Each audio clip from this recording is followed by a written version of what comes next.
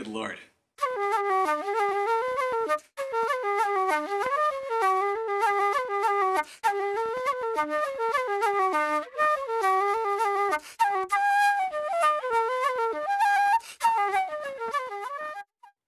Hello and welcome back.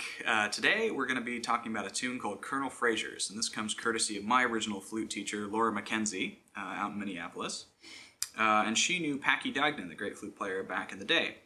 And he played this tune a little different than most people play it. He played a 4-part version that was largely singled, and most people play a 5-part version that's doubled. So I'm going to be teaching the 4-part version because that's the version I know. And hopefully has a little bit of other interesting stuff if you already know the 5-part version. So anyway, let's look at this basic tune.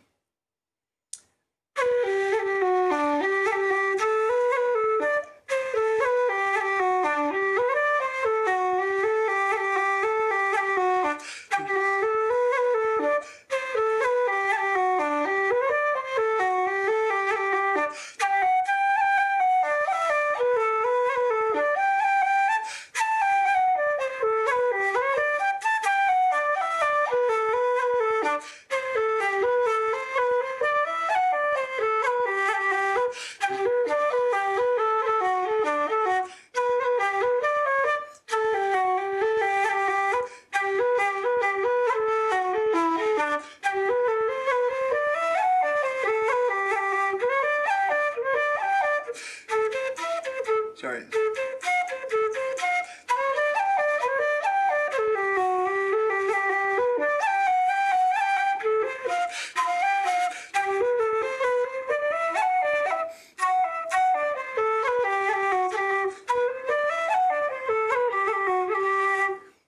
So it's a bit of an odd tune and also definitely a piping tune. And it has some F naturals in there, but don't let that scare you because they're actually okay to half-full. Like, I think of all the notes you would want to half-full, F natural is probably the easiest. If you have an F natural key, it's definitely easier to do sort of the rocking back and forth version of that end part, but I kind of use a jumping version instead, which I'll get into in a minute. But they all sound good and they're all a lot of fun to play. So anyway, let's look at the first part.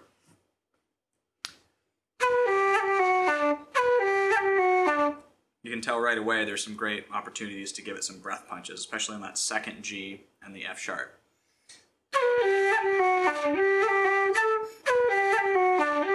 Sorry, that'd be the D.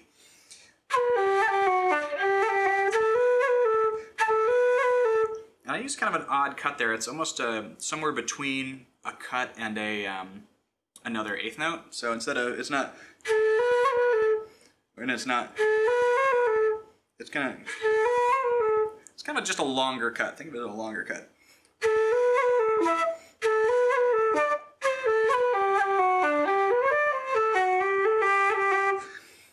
And for the second time through the A part, you can also just hang on that low D a little bit like this.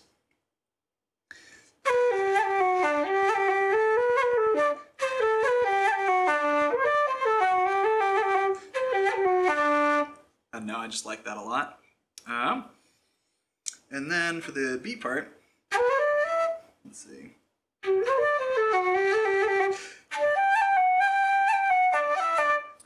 So for the first part of the B part, you can either do a roll on G, or you can do a cut, and then I like to do a little finger vibrato.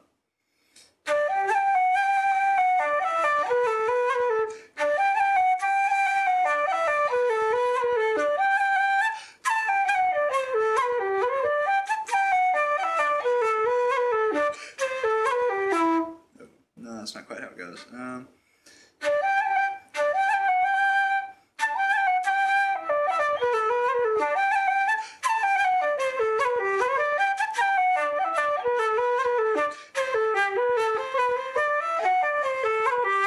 Another thing you might try on the B part is to do a D separated by 2 breaths instead of that little part. So.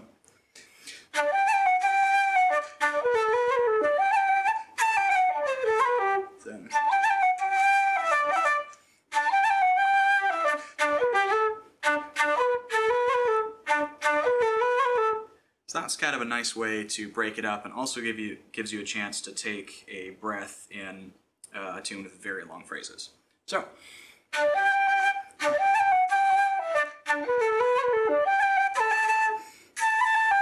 So you can also put in an A roll there, or and you'll notice I'm using a little tonguing there. It just gives a little staccato, and pipers tend to use more staccato than flute players. Since it's a piping tune, you can always try to throw in some piping technique.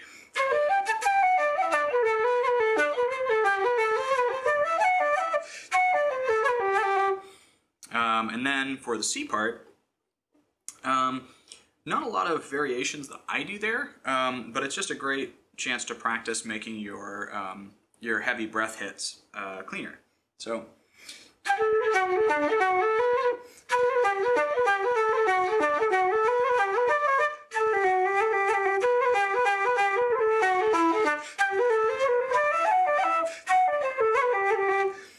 And I also do another one of those sort of in between a cut and an eighth note embellishments on the, I think that's the F sharp.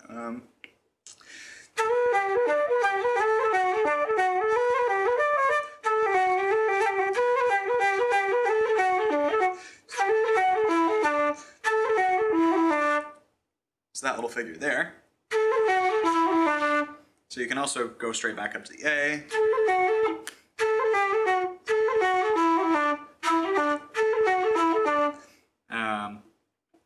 But I like to hit that F sharp. And then for the C part, or the D part, and that's just a, where formerly this tune has used C naturals everywhere, it's now going to be a C sharp. And I add a cut on the G, just to give that a little extra punch. And then it starts on an A and goes to a C natural, so you're kind of changing up C sharp versus C natural. And I'm just half-holing that F natural. And that's just one of the easier ways to practice half-holing. And it's not really a true half-hole, because I'm definitely covering more than half of the hole. But it's fairly easy to get in your muscle memory because it's really just a pinch. And notice that instead of half-holing up the flute, I'm half-holing from the side. Because, at least in flute making, if you make a hole smaller, you flatten it automatically. So you don't have to necessarily cover the upper part to flatten the note. So.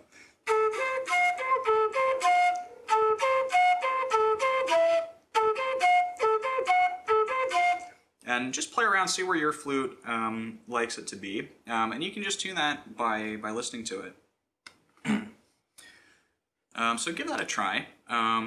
And just kind of see different places where your flute settles into, you know, what's close to a true F natural. Some flutes, you only have to cover a little bit of the hole, and some flutes you have to cover almost all of it. So see where it works on yours. So, and I just take a breath there. I don't need to do anything fancy. And then it goes.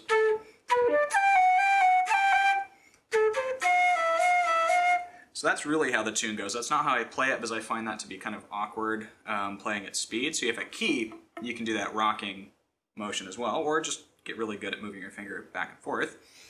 But I just like to do a sort of a bounce. So, or that's really more what I do, I think.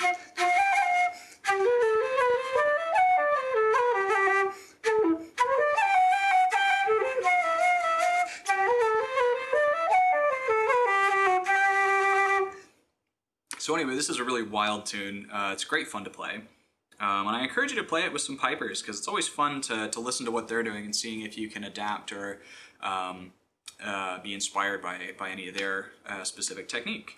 So with all that in mind, here's how I typically play this tune.